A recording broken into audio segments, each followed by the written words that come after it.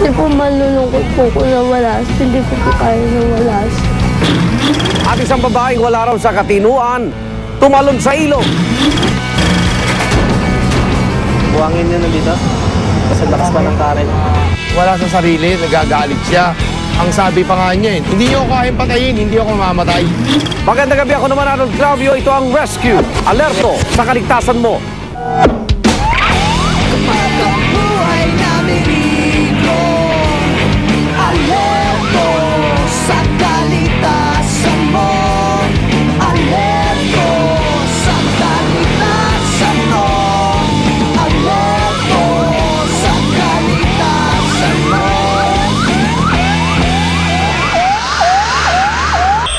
Isang babae ang dumulog sa barangay San Jose sa Quezon City. Hinala niya, pinagsamantalahan ang murang isip ng kanyang kapatid na menor de edad. Ang suspect, isang 29 na taong gulang na umano'y nobyo ng biktima. May managot kaya sa kalbaryo ni Alice. Hindi ko na talaga siya kaya. Nung una, kinupkup ko siya po kasi siyempre na kapatid ko po yan. Eh habang po tumatagal, hindi ko na po talaga kaya. Kasi po, kahit ano pong pigil ko sa kanya, tumatakas talaga siya eh. Nakaw ko sa kanya sobra.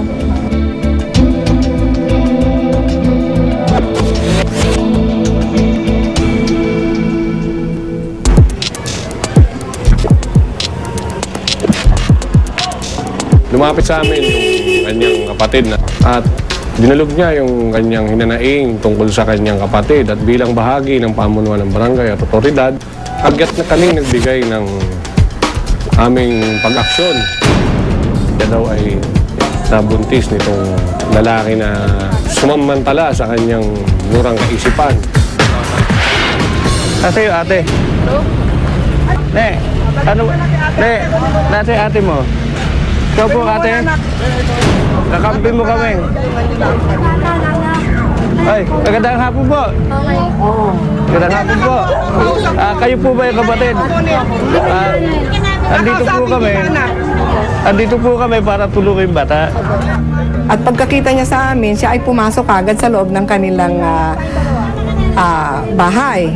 So ang aking ako ay pumasok at ang sinabi ko, ipapacify ko yung bata. Okay, babae muna. Sige. Sige anak, mag-uusap tayong dalawa. Magkikwentuhan lang tayong dalawa anak. Sige na. At magsalita ka lang sa kay Ate Yudi. Halika. Magkikwentuhan tayo anak. Wala kang dapat ikatakot.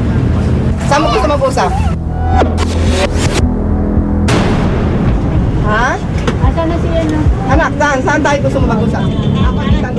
Namatay ang lola niya, taga Mandaluyong sila, at nakarating lang siya dito sa amin sa Barangay San Jose ng October 2010. So bakit ka dilala dito ni ni ate mo nung mamatay si lola? Bakit? Wala na po nag-aalaga sa amin mga tito. Mga tito mo lang. So dito ka dinala. Ngayon, sa pagdating niya rito, nagkaroon din siya ng mga kaibigan, lumalabas sila, marunong siyang uminom, naninigarilyo sila, at may nakakasamang ibang mga lalaki. Sumasama ka sa ibang lalaki? Sumasama ka? May boyfriend ka? Sinong boyfriend mo? Hindi nga po.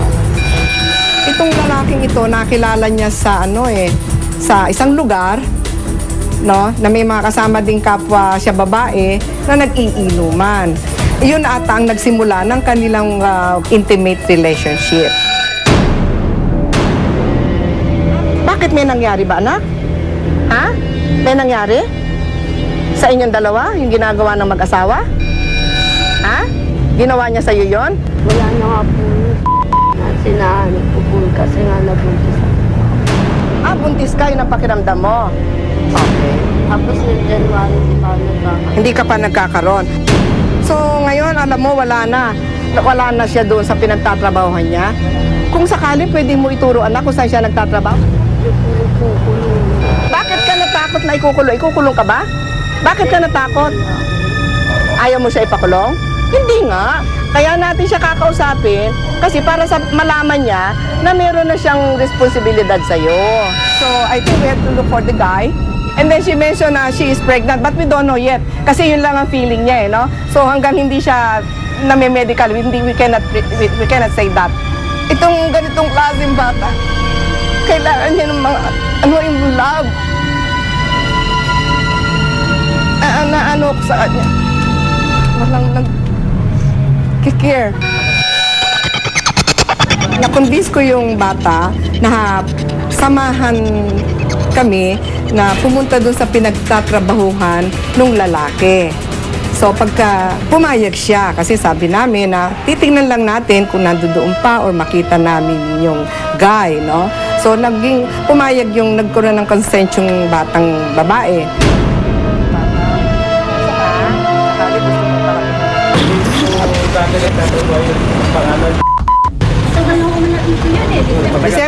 December nga po. Gusto ko lang panagutan yung ginawa niya sa akin. Hindi po malulungkot po kung nawala. Hindi ko po kaya nawala. Ang kalagayan ni Alice, agad silang tumulak para hanapin ang kanyang nobyo na nawalang parambula. Sasailalim din sa pregnancy test ang biktima. Isang pagsusuri magtatakda sa kinabukasang kailangan niyang harapin. Kung sakaling buntis ka, gusto mong palakihin yung bata. Kung sakali gusto mong palakihin yung bata sa tiyan mo. Oh. Kasi gusto daw niya magkaroon ng ng parang family na masasabi. Yun ang gusto niya. Kasi yun ang hinahanap niya eh. Yung pagmamahal, yun ang wala siya. Saan dito anak? Saan dito? Sige pa.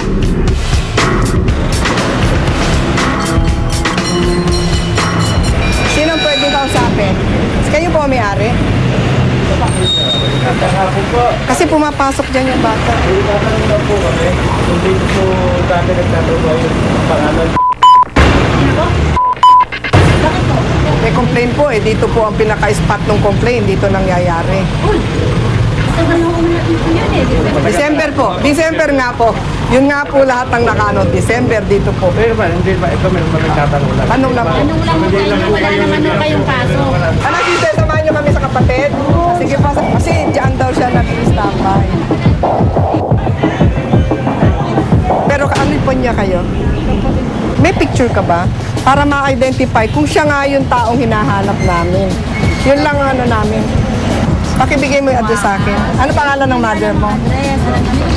Alika, puntahan natin. Sandali, pwede? Sige. Sinabi ng kapatid na wala sa bahay niya. And then, sabi namin, baka nasa nanay. Nung una, tinatanggi pa. Pero, inano pa rin nila. Tinuro pa rin yung bahay ng magulang. Nakita namin ang lalaki dun sa bahay ng kanyang ina.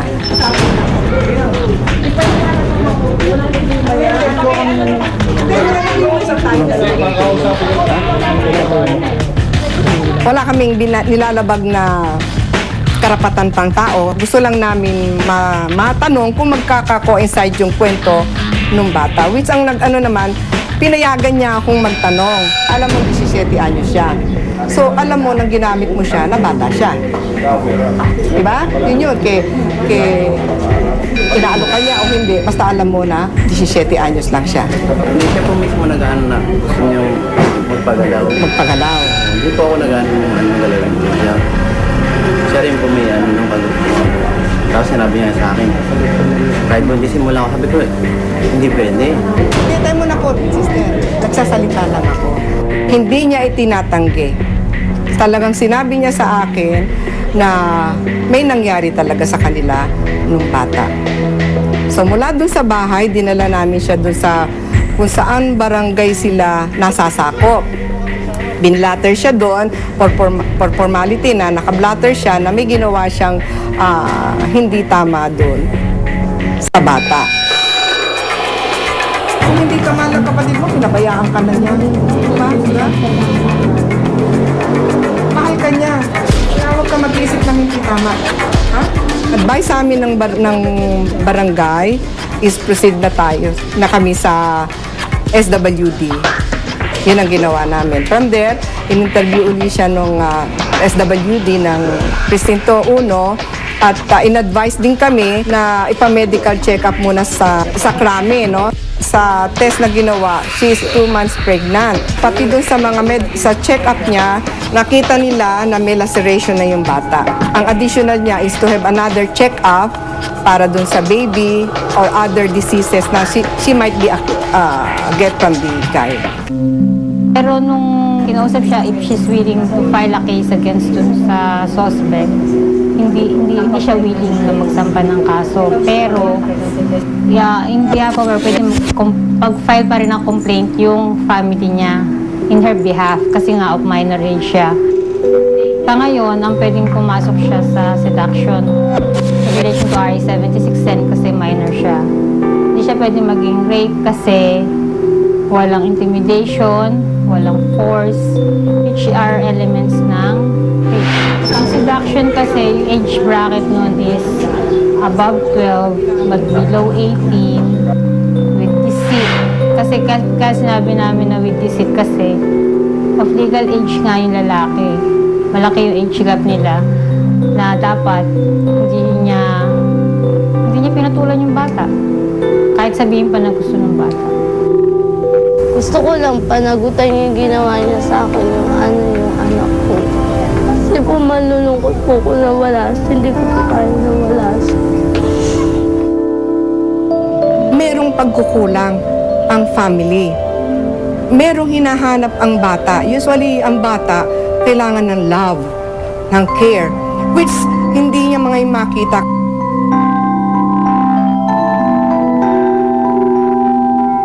Tumanggi magbigay ng pahayag ang nobyo ng biktima.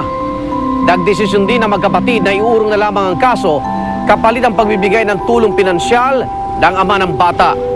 Pinag-aaralan naman ng DSWD kung saan dadalhin ang dalaga para sa kanyang rehabilitasyon. Baka malamang na tangay sa agos. Wala sa sarili, nagagalit siya. Ang sabi pa nga niya, hindi niyo ako kayang patayin, hindi ako mamamatay. May mapili. Wala sa sarili ang 35 taong gulang na si Cheryl. At ang hindi na niya makaya ang lahat, inayos siyang wakasan sa isang rumaragasang ilog.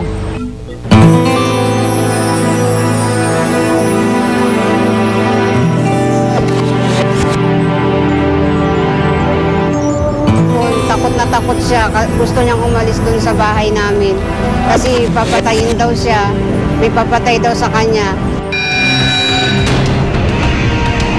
Actually, tumawag sa amin yung aming police precinct 6 sa Aurora Boulevard na meron daw isang babaeng gustong tumalon dun sa Lambingan Bridge located dyan sa boundary ng San Juan at Manila. So, dali-dali pumunta yung rescue team namin doon, yung advance party. At dun sa pangyayari na yun, sa unang pagkakataon, mga 4 o'clock ng hapon, napigilan namin yung pagtalon ng babae. Dahil ligtas man si Cheryl sa kanyang unang pagtatangka, tila nagbagong agos at muli siyang tumalon sa ilog.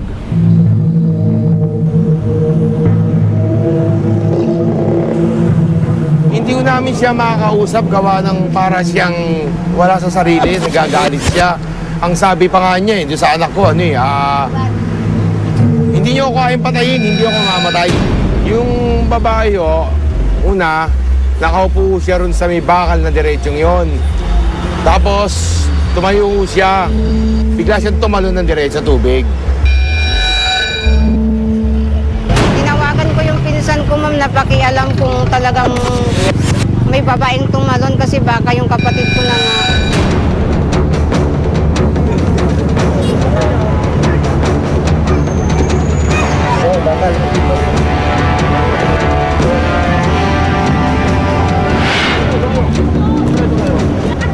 Nakatanggap po kami ng message galing sa SIGAP na may tumalon na babae sa Lambingan Bridge.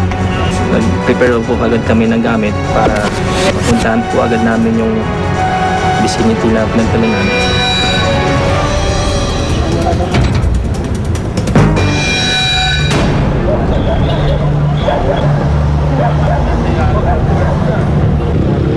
Kahit madumi yung ilog, kailangan naming i-dive yun. Lalo na kung pag makita mo yung pamilya ng biktima na maawa maawa ka doon sa biktima, sa pamilya.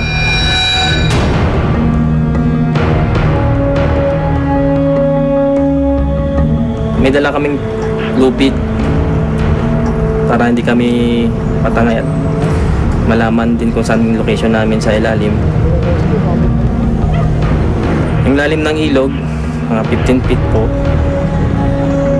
Pag tinalang yung ilog na mula doon sa Lambingan Bridge, maaaring mabagok yung ulo, yung masabitan ng mga basura, or pag may kawayan na matutulis, baka matusok siya. Buddy, tingnan mo yung hangin.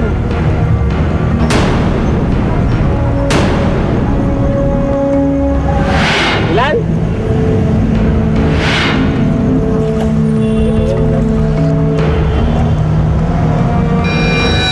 Malakas? Malakas? Hindi kayo makakal? Pag malakas yung current ng tubig, maaaring matangay ng tubig papalayo.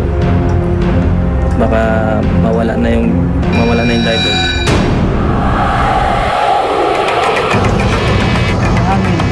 Buhangin sa atin?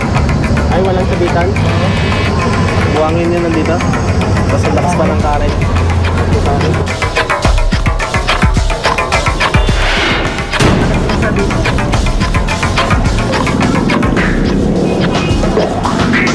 Wala sir, walang sasabitan eh, sa ilalim. Walang pwede pagsabitan sir. Parang malamang na tangay sa araw. Pinayuhan po namin yung pamilya ng biktima na mag-surface search. May tendency ang tao pag nalunod, nalulutang din sa 24 hours.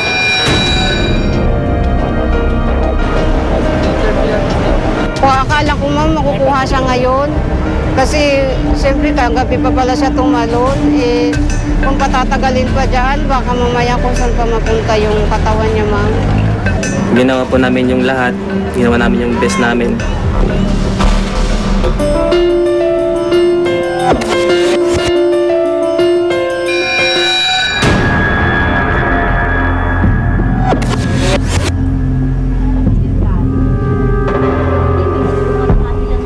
Dito inaahon yung bangkay, dito mismo.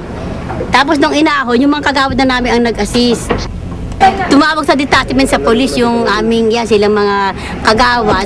Tapos tumawag na rin sila ng Soko. Kaya yung Soko, yung unang-unang dumating dito, kasabay ng polis. Punta kami para imbestigahan. Nakita nga namin ang bangkay ng isang babae na nakalutang doon at sa tulong ng mga bangkero doon ay naiaw namin sa tubig. Mga 5 araw nang nawawala, parang nagkaroon ng depresya sa isipan niya. Kailangan merong communication with the person, no? Kasi without communication, hindi nila malalaman kung ano yung pinagdadaanan ng patient. Kung depressed yung tao, it's very important na dalhin yung patient na depressed sa isang psychiatrist dahil kailangan ng psychiatric treatment. Siyempre po, iba na rin po talaga yung wala na yung kapatid ko po. Pero pipilitin din naman namin bawiin yung pagkawala ng kapatid namin dun sa pamangkin namin. Para kahit naman po wala na yung kapatid ko, makita niya na aalagaan namin yung anak ko.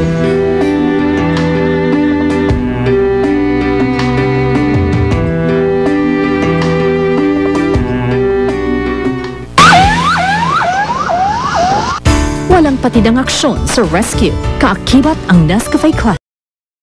Best, ako naman Arnold Gravio. Ito ang Rescue. Alerto sa kaligtasan mo.